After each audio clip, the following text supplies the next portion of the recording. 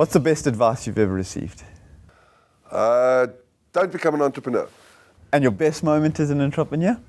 Well, I think when one of our wines got nominated for 5 stars in the Platter Guide recently, or last year, that was after 12 years of hard work, we got a 5-star nomination. That was a great opportunity for us. And the biggest mistake you've ever made? Not being willing to take more risk, being willing to go to people and capitalize my business a bit better.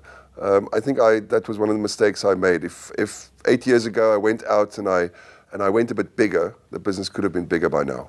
And what quality do you look for in people that you work with?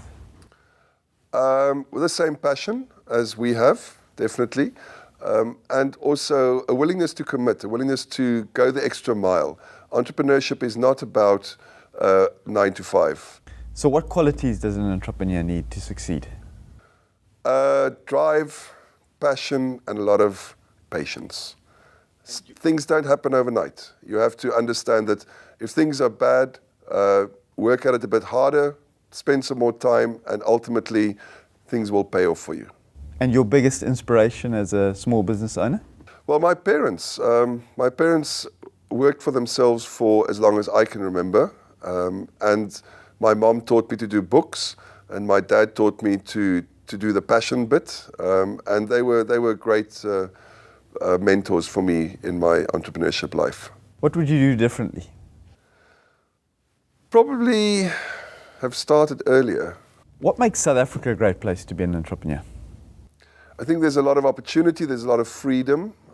People are willing to try new things. Consumers, we have a very broad and diverse consumer base across all demographics, whether it's racial, whether it's age, whether it's interest. So we have a really diverse society that we can work with. So that for me is a great opportunity that you will find a market for your product.